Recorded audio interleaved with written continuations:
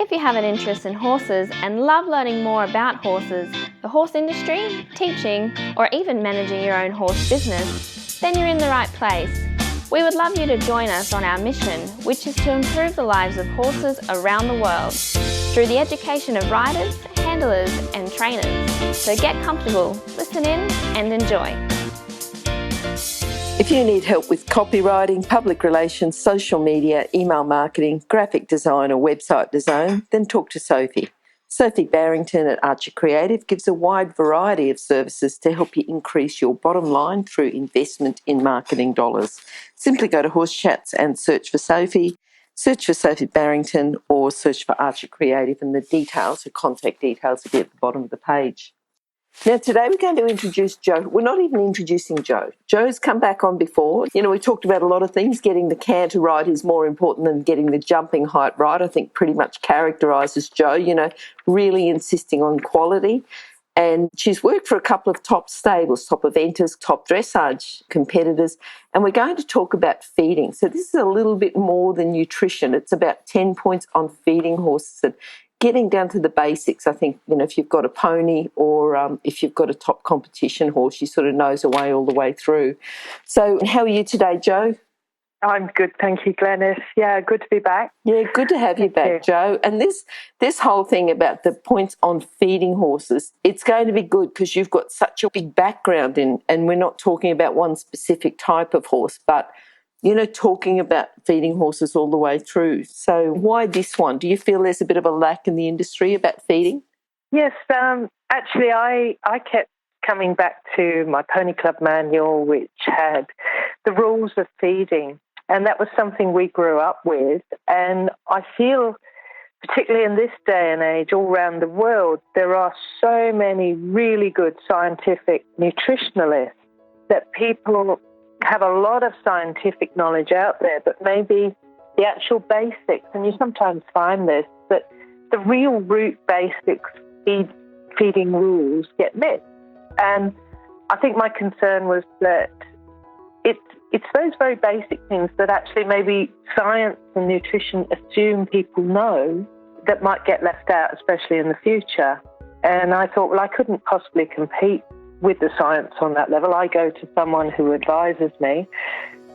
But the basic rules are definitely something that I could bring in from experience and studies and everything along the way over the last, how many decades? Look, there's been so much research into science, not just feeding and nutrition, but so many other areas, particularly horse welfare, that the scientists really are specialists. And the scientists, you know, if we sort of divide everyone up into you're either a scientist or a practitioner, if you're a specialist, you know, as practitioners rely on the scientists, but the scientists also rely on the practitioners. So, you know, they sort of go hand in hand, but overall hand in hand to make it a better life for the horses. Yeah, and I think that's it, just sort of bringing in all different angles. And like you said as well, something that can apply to the person with a little pony out in the paddock, or someone competing, or riding club, or top level, or all sorts of different outlooks that they can apply things to. And if there's anything from this they can add, then that's all well and good. Great. So our first point is about an initial feeding quantity guide. So what would you say there, you know, just as a guide? Because, you know, with all our listeners, we're going to have a wide variety of listeners, from the smallest ponies to the biggest horses. Tell us a little bit about that. Well, what I've been using more over the last few years is that you take a percentage of the horse's body weight. Not everybody has had their pony or their horse weighed. It is actually, if you've got a friendly vet, it's quite easy. If you happen to be travelling near your vet, I pop in, doesn't charge me, and they let me put it on the horse on the weigh scale, which is really helpful to knowing exactly what their weight is, because up till then I was using a weigh tape, and getting an estimate is fine. I think the weigh tapes sometimes bring them up a bit high. And a good range is to look at your whole feed. That means your grass and your hay and your feed should be 2.5% of their body weight. Now, some people say 2%. Some say 2.5. I think it's a broad enough guideline. So if I've got a I've got a 550 kg horse, and 2.5% is 13.75, or 2% is 11 kilo.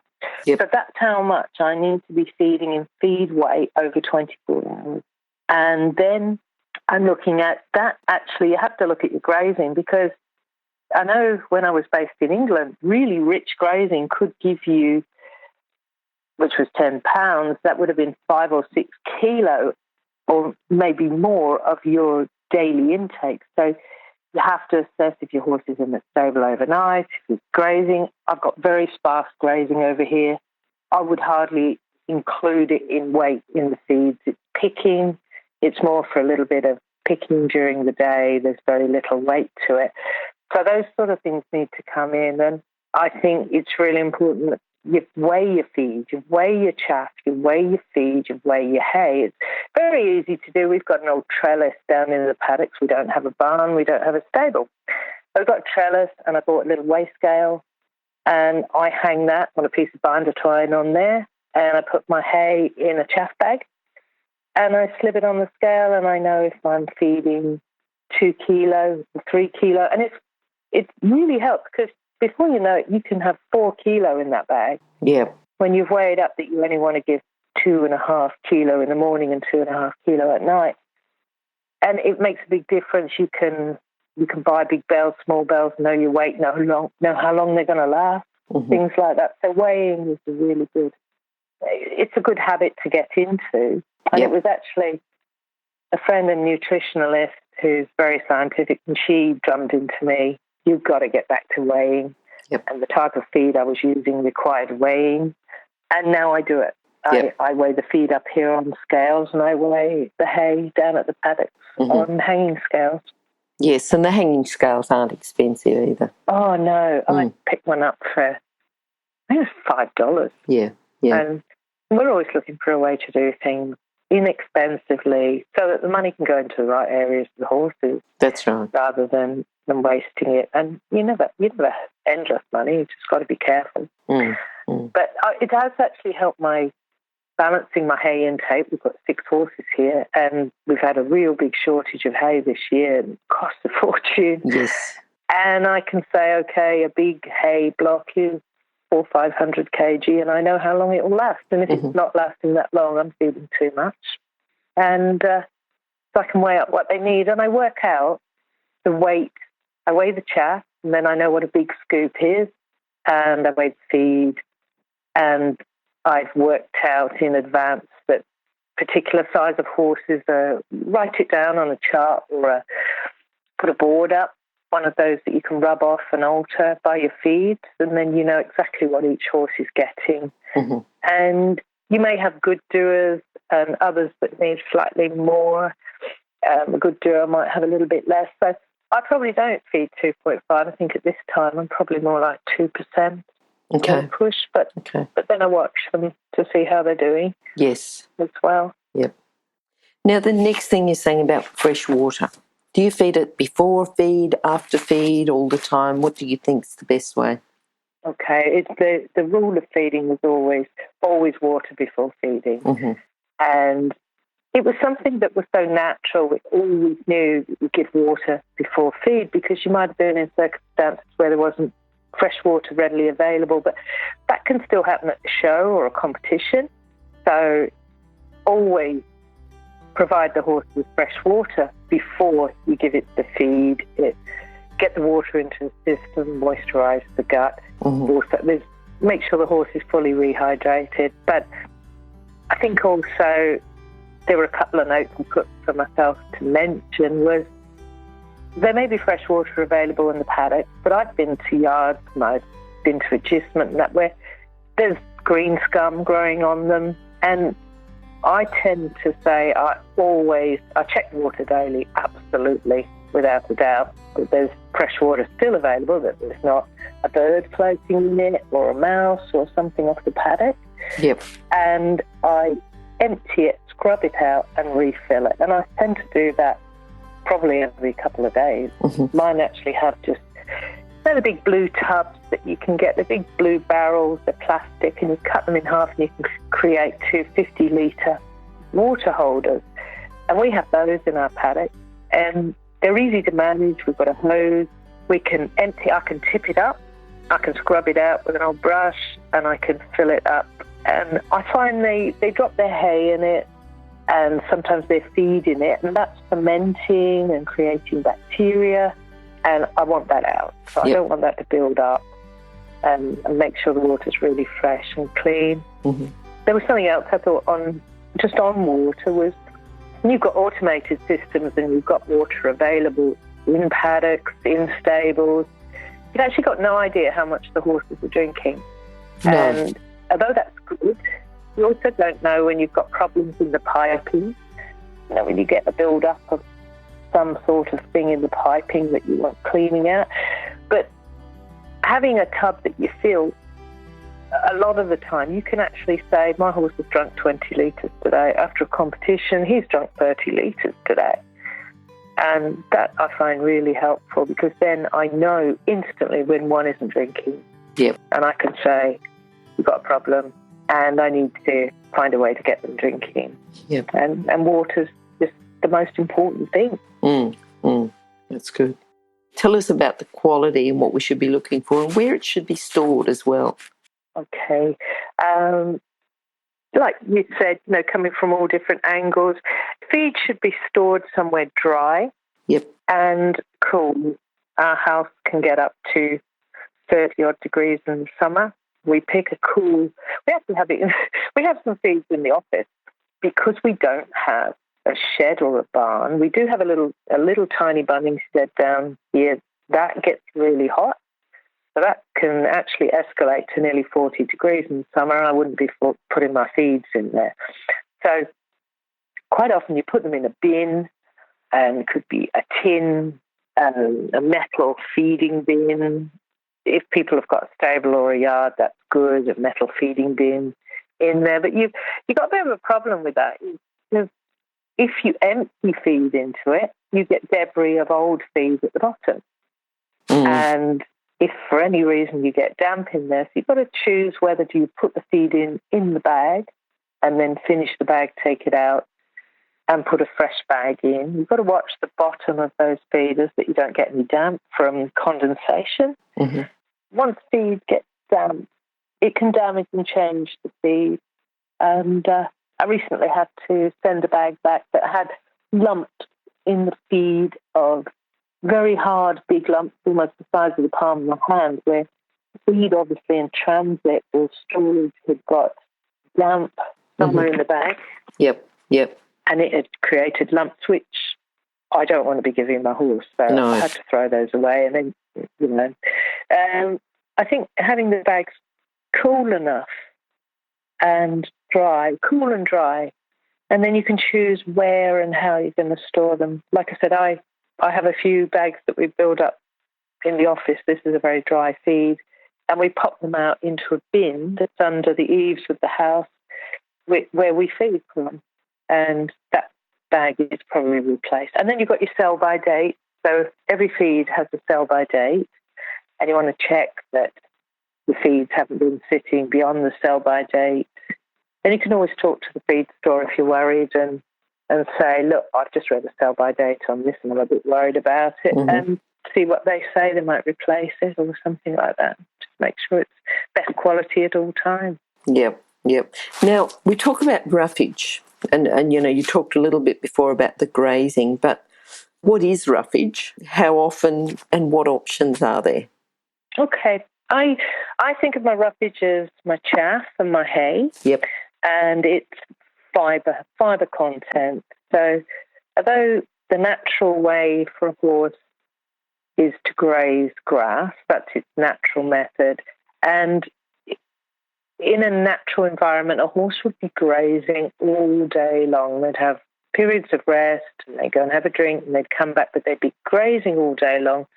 So there'd be a constant flow of grass going through all the digestive organs, and they'd constantly be filled.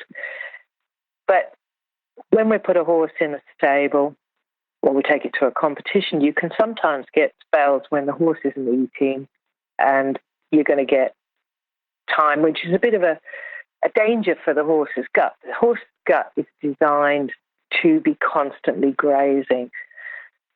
So we feed hay because either we're stabling or we're travelling or we haven't got enough grazing. We like to add a bit more. So hay is the roughage that we would feed. And then you've got to choose what sort of hay you're feeding. And there's little things like when you're travelling, a horse with a hay net, when travelling, could be picking at that. And they constantly then get the fibres in the stomach. That's a really good ulcer protection.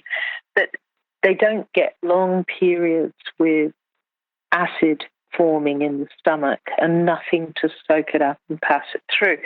And colic, twisted gut, can typically be caused by long periods of time when the gut is empty, and the gut isn't designed to be empty. Also, I think, what you feel, Glenys, fibre slows down digestion, and it also takes more of the digestion into the hind gut, which is better for horses. Mm-hmm. When racing horses are fed lots of oats and grains, it's very hot feed, it digests in the stomach, it can produce a lot of acid, it's quick digesting, then you get this sort of mix up in the body chemistry, whereas the right amount of roughage going through slows down and digests further down in the gut and doesn't produce that sort of effect. It's much more natural. It's much more designed for the horse's gut. So the wave of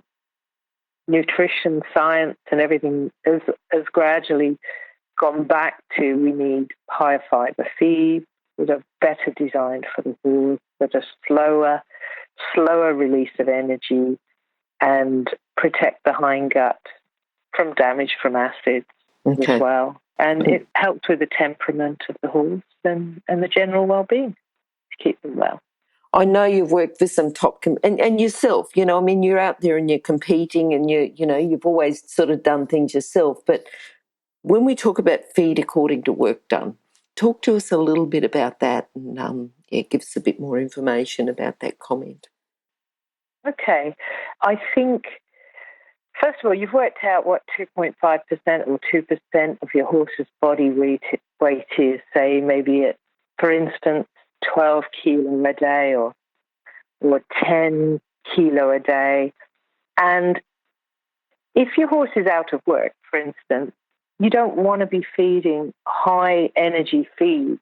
So you have this percentage and you say, a horse in really, really hard work, I mean, could be 3-day eventing or something, is going to have much higher percentage of energy producing fuel and a lesser percentage of, possibly a lesser percentage of grazing or hay. To get the balance, the percentage of the energy producing feed goes up, and the more relaxed feeding percentage goes down. But then when a horse is on total rest, the other end of the scale, really they're only on high fibre, which could be grass and hay, and you don't want to add any energy-producing feed. So you've got to work out somewhere in the middle, because someone might say, oh, well, you know, this bag of feed, this is the weight you've got to feed your horse if it's in light work. But what is light work? Do you feed it? And are you working 2 days a week, or are you working 5 days a week? And then all of a sudden, you've got a regime and you've got a balance, and suddenly your horse has an injury and they're off for 3 weeks. And I'll tell you a little story, actually, if you don't mind. Sure. I went to pick up a horse that a friend of mine had bought. It's been a show jumper. It was big fiery chestnut. And this guy, he'd had a bit of a problem with it, and he'd had an injury, and he put it in the stable. Then he said, we're having real problems with it. Can I bring it over to your place? So I went and had a look, and the horse had been shut in the stable, this was in England, for 3 weeks, not even walked in hand, and he was being fed top quality competition mix. Oh, no.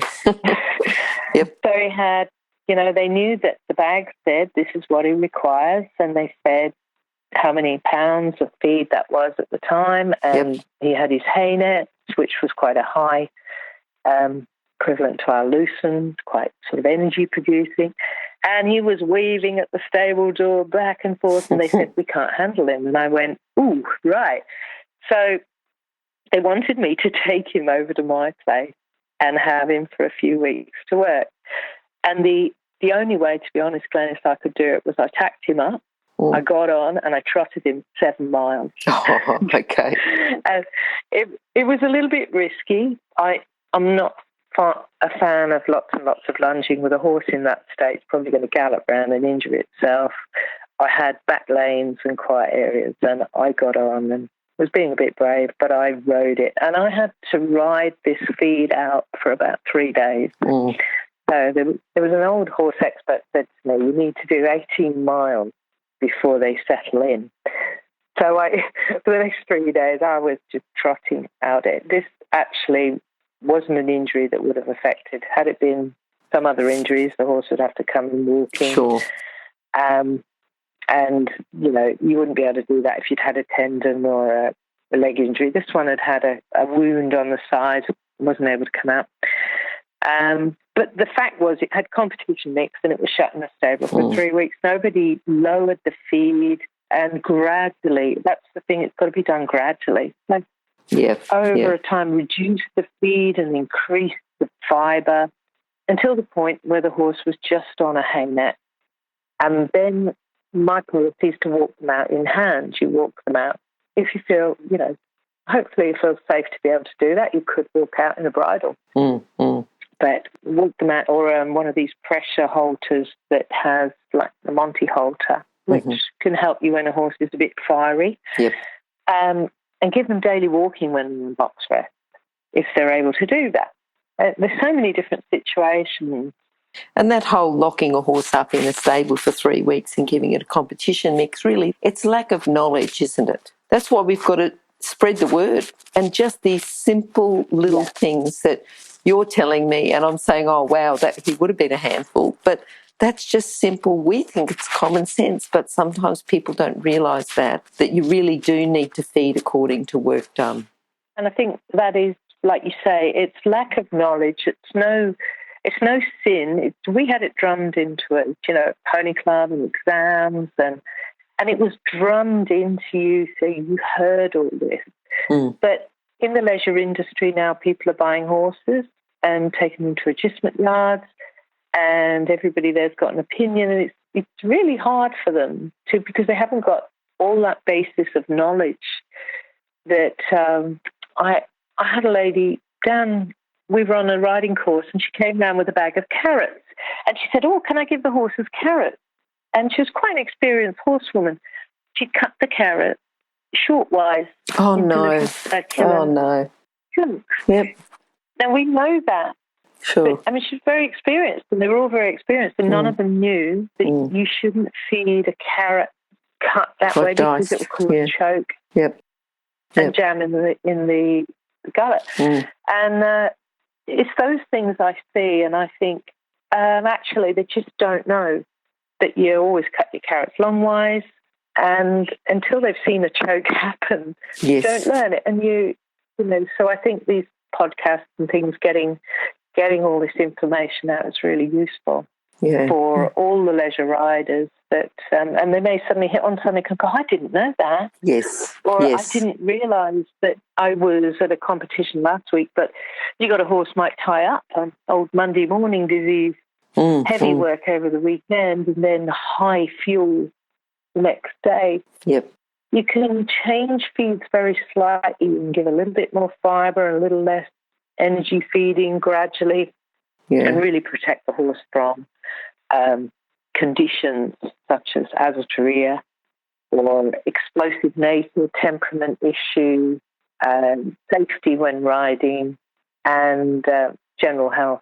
And I think, it'd be good for listeners to go out and research this a bit and have a think about it, and think about what you're feeding, and are you going to raise the fibre while your horse has a spell for a month because you're going on holiday? How are you going to adjust the feed to that, and how gradually you're going to bring it back in as you get them fit again? So I sort of think encouragement for people to go and think about it, research, find out more. And I think as part of that research, you're right. You know, I mean, the podcasts are great. And I think they're very good because you can do it as an addition to other things. You know, you don't have to turn off everything and sit down and study a podcast. You put on your headphones, you go out, you muck out your paddock, you're driving, you're walking, you're doing stuff, cleaning gear, and you can still keep listening to podcasts. And I think that's just the nature of, I suppose, the world that we're in, that we don't have that silence anymore. We can have something going on in the background. And I think this is how people can achieve lots of things. They can learn more about horses, get out there, do it. But the time is a little different now than what it used to be. Yeah. Yeah, it almost means we have to manage time a bit better, doesn't it? Because don't you find it? I find I've got my phone there and I can stop and Google, research something immediately. My farrier mentions something, I'm on the phone, I'm Googling, checking it out. We don't exactly. sit down. But yeah, finding the information and taking it a bit further. And like, it's not set in stone what I'm saying. This is. Oh, I think they're pretty good points, yeah. And I think also too, if people come in with an idea that they're going to be open in their learning, that they don't have to have something that's set in stone, but they can take lots and lots of information from well-qualified professionals, not just from, someone who jumps on social media with a personal opinion, but well-qualified professionals like yourself. And I think everyone's going to have a different opinion because of their experience. But if you keep getting well-qualified professionals and getting their opinion, they're the ones really to listen to. Just to finish that, there used to be a percentage. You used to say, like, a horse in light work would have 80% fibre, 20% feed if it needed feed, or 100% fibre to zero. And then gradually the percentage till you get a horse in fairly medium work would be 50-50. Yep. And then as they get into really fast work, it might become 60-40, 60 energy producing. The only thing I just want to add briefly is now there are feeds coming out that are balancers and high fibre feeds. And that has changed that quite considerably, whereas the bulk of the whole feed, even though the horse is eventing in hard work racing, is actually more fibre-based, and this is the way science has gone. And it's changed that a bit because we don't have so many hot feeds, and it's a really good way to go. It really, really is. It helps the horses into much better health all round. Well, we've got the next one is feeding little and often. And I know you said something about a succulent daily earlier on, but the little and often, why do we feed little and often? What's the rule behind that? It's not just you're saying a whole lot of things that these are the tips to follow. I like the way that you explain why. Why do we do little and often? All right. Well, the horse has only got a very small stomach. So that's what a lot of people don't realise. I don't know, how was it? A couple of litres? I can't remember offhand. The horse's stomach is amazingly small. They are a flight creature. So they're designed so they'd be out in the world, they'd be grazing, and then suddenly they'd be scared by something and they could gallop for a mile to get away. Now, if they had a really full stomach, they're going to have a problem because a horse can't be sick. So the stomach is a very small stomach, and if you feed too much all at once, you're going to overload the stomach, and undigested feed's going to be pushed into the small intestine, and it's not the way the horse is designed. But I do meet a lot of people along the way who say, I've got my horse shut up because they get laminitis and I give them one feed a day. And I'm like, paddock! No, because we might do that to ourselves and it's not even good for us. We're better when we have breakfast, snack, lunch, snack, dinner. But some people don't eat in the day and they come back and they have one feed and one meal, but that's not what suits a horse's body and digestive system at all, and it can be really dangerous. So, like we said before, they need to have fibre travelling through their stomach to small intestine to large intestine throughout the day and night. And if we have them off feed and then suddenly give them one feed, we've got one amount of feed going through it, and then you've got gaps, and you've got problems, you've got colic, and a lot of things don't work properly. So splitting that feed into 2 feeds a day means you get a smaller feed for the horse and they've got more feed travelling through. And if I go to a competition, I usually split that into 3 feeds. So we're working full-time away. We don't work with our horses at home. I'm away. I can only manage 2 feeds in the day, in the morning and at night. And that makes it a bit more little and often. Then we've got grazing and they get hay, and it spreads the feed out so that the digestive system operates a lot better. Okay. And that's really always been a rule of feeding, little and often. Mm-hmm. And something succulent, generally a bit of grass, a bit of grazing is a succulent. If a horse is stable and they go out in the day, that means they're getting something. Or you can, if it suits them, you can add some carrots, chopped long ways, and maybe some chopped up apples. Not that often, just every now and then, just keep them interested, keep them happy. And if you see their faces when they know the carrot's in the bowl, they're like, way, and they go straight for the carrot, and they enjoy that. And the other thing about, I think, feeding little and often is you get to check the horses more often. And it makes a point of checking them. You go down in the morning and you're giving a small feed and doing the hay. I see the legs, I see the feet, and I see their back, I see their rugs. And they get used to coming, being checked. And you can pick up on wounds and injuries a lot quicker. Okay, That way. good. Now, I know you've worked with a variety of horses, but just to do with managing younger and older horses, and we talked a little bit about the injury and the time off, when you told me about trotting the 7 miles home, but the managing and the younger and the older horses. Tell us a little bit about how we manage them differently. Well, this is where I seek advice from feed nutritionists and professionals as to what sort of amount of protein is needed. But generally, younger horses and older horses need a higher protein level. The younger horse is growing, and the older horse needs it for repair. So the higher protein provides that. Also, with older horses, quite often they need oils in their feed, are very good. And you can buy a senior feed that is designed to do that. Or I still find if I'm giving chaff, I can give some Pride's Biomare is quite a high. It's actually a breeding feed. It's got a higher protein to my old 27-year-old. Keeps him in really good condition. And he's got a lot of wear and tear on joints and bones and skin. It just requires more nutrition. Whereas if you see people, they sort of set their older horse out in the paddock, well, I don't feed him anymore because he's old and he's not working anymore. He might actually be the one that really needs feed more than some of the others that are having a rest. Okay. And the younger ones, essentially, we've got two 3-year-old Andalusians. They're growing like crazy.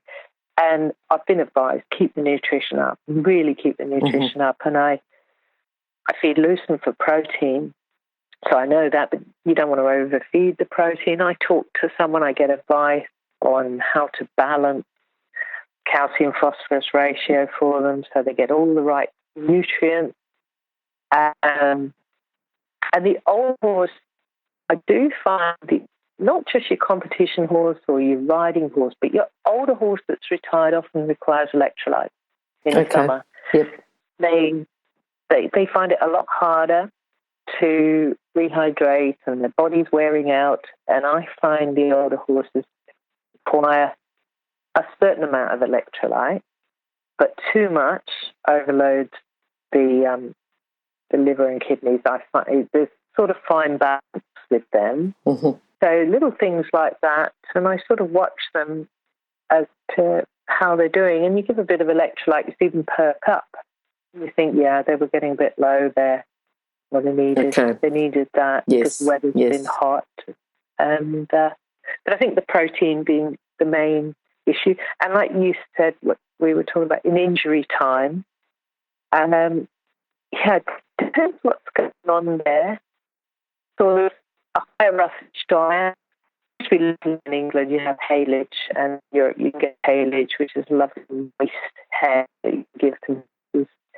Say they have a respiratory problem, something like that. It's really good. for illness. And I know, for instance, IRT, when they're International Racehorse Transport, when they're transporting horses by plane abroad, they always have haylage. Yep. And Okay. it's their staple feed that they supply on plane to transport horses. Anyway, that's sort of just a broad spectrum. I'm just thinking there's a lot that we're sort of talking, electrolytes and haylage, and we could even go into talking about, all of the different types. But we're going to move on and talk now about weight building and weight loss and how we can do that and how we can get that balance right. Okay, well, I've changed my opinion over the last few years, and I'm now feeding feed balancers, which I add to chaff, and they're supplied by many different companies, and they have all the nutrients in them. And for the first time, what I find is they actually help the horse find its true, correct balance of weight. And I don't seem to get problems with overweight or underweight anymore. But each horse is different. Each breed is different. Say, for instance, a lot of thoroughbreds will lose weight in cold weather or in hard work. So they probably need building up a bit. So ways and means of getting weight on them. You could find there's a feed, without getting into all the different types, there are particular types of feed that are really for weight building. Obviously, one, True Gain, High Gain, that's a terrific weight builder. But you give it to the wrong horse, and they'll be going around the paddock like an absolute idiot and cause an injury. So really got to watch them and find out what works for the horse. Yep. I think the bringing on the weight building and weight gain is including oils into the feed, oils and fats into the feed that can produce that. Then you've got weight loss, and I think that's a very difficult area, which is why I like the balancers now, because they actually don't add weight. What they do is help the horse utilize the roughage, the hay, to its absolute peak performance. So they actually get more out of their hay because of the balancer. Okay. So I'm finding my hay goes a long way. And the balancer keeps all the nutrients in the body in the correct balance. Yep. And then I can use oil for more energy. And part of that is because, anyway, I'll mention later, is energy balance. Energy balance is everything, and that's one of the most important things. So weight gain can be quite dangerous, can be unhealthy, bad on arthritic joints, excessive energy, not good for the body to have big areas of fatty deposit, especially around all the organs inside the body. So the thing is not to suddenly starve them, but to reduce them onto a cooler roughage. There are cooler hays like teff and Rhodes hay, which can keep the roughage going through the digestive system, but not add weight. And they'd be the way to go to keep that feed going through little and often. Okay. Without adding lots of weight onto the horse, depending whether they're in work. And a lot of ponies would actually do light work quite happily on simply teff hay. Okay. Without a lot of feed, but just with a balance of the nutrients. I'm just thinking about the points that you've given, like you've given quite a lot of the old ones, but you've explained them. You've given a lot more depth and you've talked about why. So they're not just a list of, rules of feeding horses, but one you've got now, you're talking, and this in the older books, this one wouldn't have come up, and this has got to reflect a lot more on the work that the scientists have been doing, and that's the Wholesome Management and the hind gut health, because there's been a lot more research done in recent years, hasn't there, about the Wholesome Management, the hind gut health. Can you just explain about, just briefly, the Wholesome Management, the hind gut health, what's brought that on, the research, and how have we found that our feeding has contributed to this? Just talk to us a little bit about that. So I found that what happened is there has been a gradual understanding of actually temperament issues, finding that horses were of a bad temperament, grouchy, difficult under saddle, difficult to girth, explosive temperaments that were actually related to ulcers, and they were found in goats. And there's other ways of testing pressure points that people have developed that you can see if a horse has probably got ulcers. You don't actually have to go to a vet clinic and have your horse scoped. So ulcers are produced by too much acid going through the stomach and the gut, and the digestive lining of the stomach and also in the hindgut is damaged. So very, very fine lining, and ulcers are produced that are very painful, and too much acid going through the gut can produce, I won't go too much into the scientific because I think people, again, can research that and find out, and a lot of people are aware of what a human ulcer is. It can be caused by stress, but stress produces acids, and acids produce ulcers. So there's been a wave towards increasing the fibre in the feed, feeding essentially the old rule, little and often, keeping the percentage of the energy feed versus the fibre feed, more towards fibre on lower energy. And even in higher levels of competing, they're introducing more fibre energy into the feeds to have a slower release of energy to improve the temperament, to protect the horse from ulcers. Mm-hmm. So ulcers can occur through stress and travelling. Yep. Where we might have to travel 5-6 hours to get you know, in Sydney. You've got long distance, and you've got a horse standing in a box that creates a stressful situation. So stopping frequently, and I find when I pull up and stop, my horse might not have been eating its hay net, but then he suddenly starts picking at it. I might offer a bowl of chaff, dampened, with a little bit of balancer in while I'm stopping at the servo, and put something in the stomach. It's not harmful to put a small amount of 500 grams of chaff with a bit of balancer and lots of moisture. Yep. So I get the moisture into the horses like that. Or while I stop and I skip out droppings, offer them water, first of all, for myself, and water. And then they may be picking at the hay net. But the thing is to have a hay net in the float or your trailer, and so that they can pick, and then these fibres mop up the acid in the stomach and they create a less stressful environment. I travelled to a competition about 5 hours north. This was a few years ago, and my horse, he stressed in the float and he didn't eat. And this was his own anxiety, and he didn't eat for the 5 hours, and I didn't stop and give little feeds. I did stop and I offered water, but he didn't really eat. We got to the competition and I had 3 days there of absolutely awful temperament, and he wouldn't eat properly when he was there, which was really unusual. So he'd probably developed a really acid condition in his stomach, and when he got there he couldn't eat properly. It was uncomfortable and he became erratic. Yep. And he would have been in pain. Yep. So yep.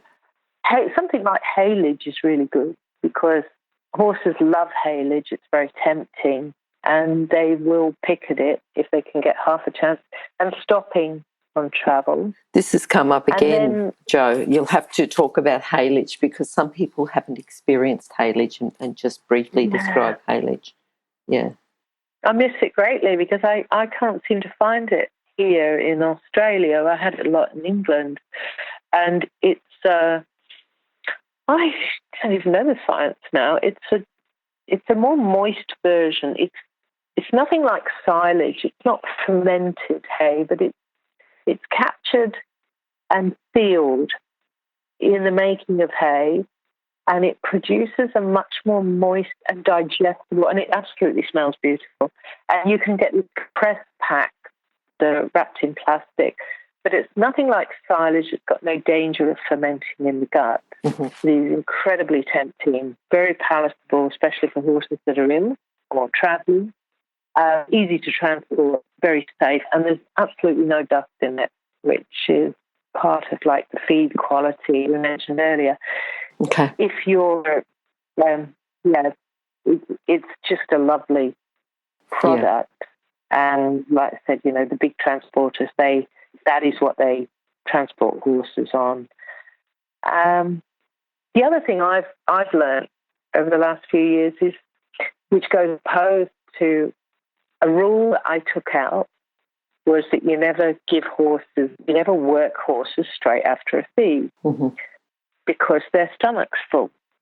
But nowadays that's changed a bit, and we're actually being advised to give the horses half a biscuit of hay before riding them, and to give them, it's like about 500 grams of hay or a small chaff feed, sort of high fibre before riding them or before travelling them.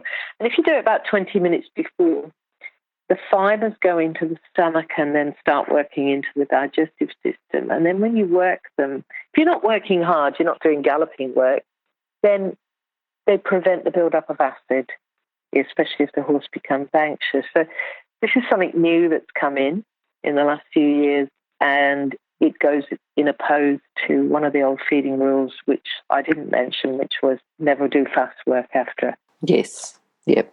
After a feed. But I use it all the time, and I've actually had 5 years and not one of the horses has shown sign of ulcers, and they're much calmer. And I go down, I come back from work, I pop down, if I'm riding, I'll give them a small half a biscuit of hay, of lucerne. Lucerne's very good for protecting against ulcers. Okay, so lucerne as in alfalfa. Yes. Alfalfa in Europe and England. And it's very good at protecting and helping the gut.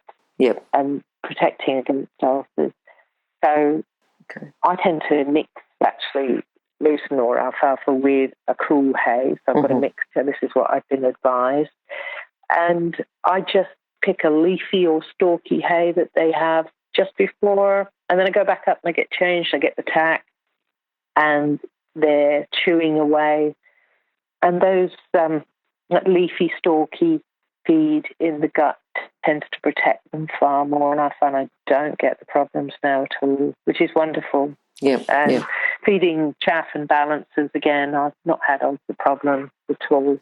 Well, I think the thing that you've said as your last point is to watch your horses or your equines closely, because feeding's an art. And I remember the old saying, the eye of the master makes the horse fat, which doesn't make sense, the eye of the master, but it's the master watching the horse all the time to be there ready for what the horses need, treat them as an individual, isn't it?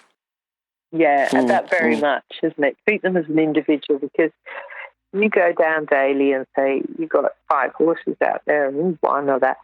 Take the rug off and have a look, and stand back and have a look at them. And you can immediately tell changes of weight. It shows really quickly, and you think, oh, I stepped up some grain or lupins in there, and because it was cold weather, I maybe increased it slightly because I knew in the cold weather they needed a little bit more. And now I can see that they're getting quite blooming, and perhaps I don't need that as high.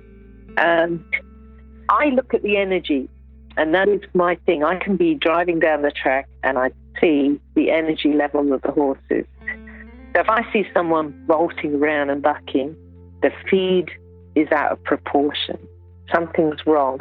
And it could be they're not getting enough work. Therefore, have I reduced the feed in accordance with the work? Have I raised the fibre and hay and reduced the energy feed because that one couldn't get work? And so I'm watching energy. I watch their temperament, their eyes.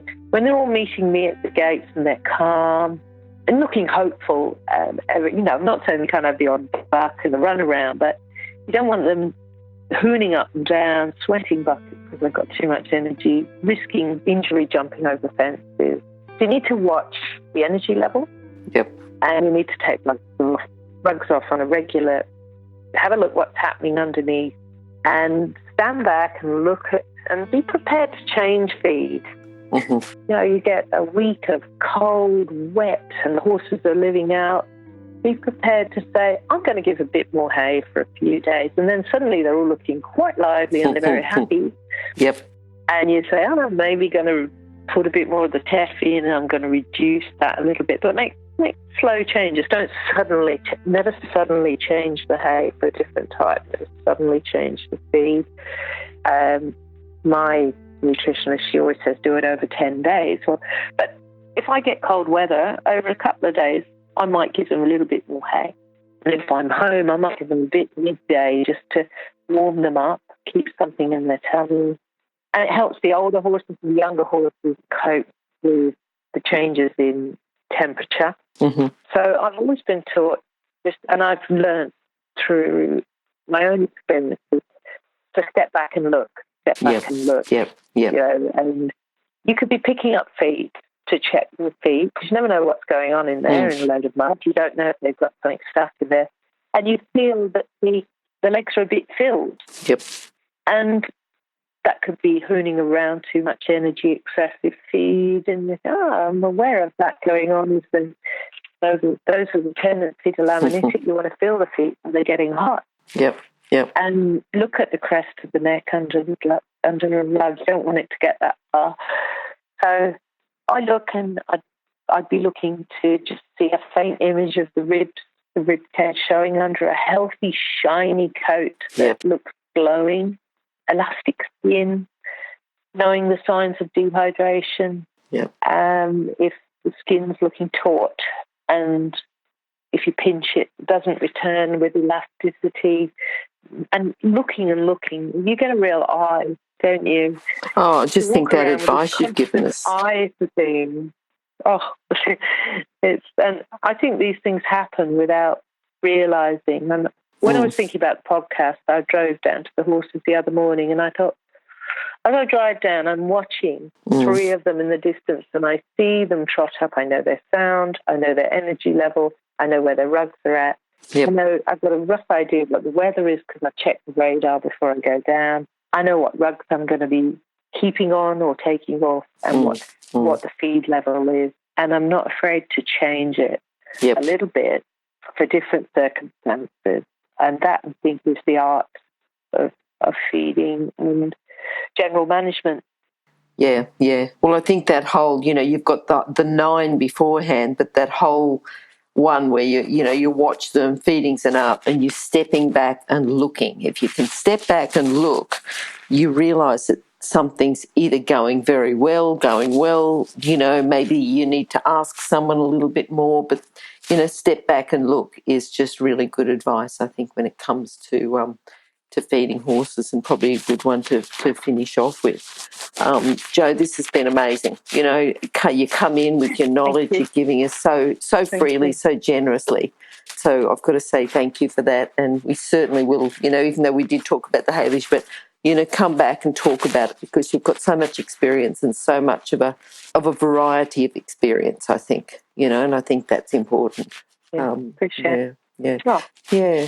Now, Jo, if people do want to come and talk to you again, what's the best way to contact you? Anyone who's using Facebook, I'm happy for them to private message and get in touch with me under the name Jo Hoole. That's JOHOOLE. And my email, which is johoole92@gmail.com. I'm happy for anyone to email me. I'm happy to discuss. I think, these things are good to pass on. There's a lot of, it's not all my knowledge, it's what's been collected along the way from a lot of really, really experienced people who've picked it up from people experienced in the past. And any questions anyone wants to ask or just, debate on, just to be able to reach out, that's fine. Beautiful. Yep. I ask advice all the time. I ask advice of people, and I don't always take it set in stone. I listen. I maybe back it up with a bit of research, and then I make my mind up what I'm going to change, take from it, and then watch how it works. Yeah.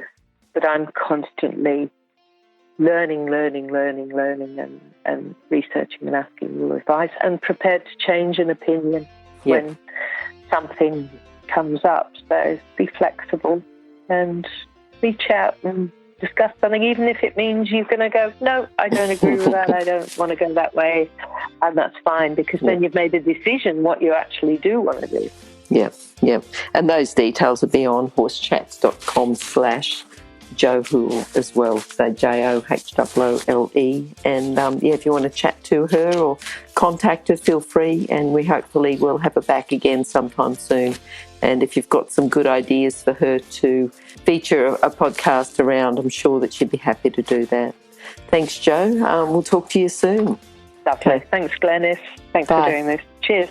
Okay, bye. Remember that our comments and instructions are general in nature and do not take into consideration your individual horses or your individual ability and circumstances. If you enjoyed this podcast, then please leave your comment below.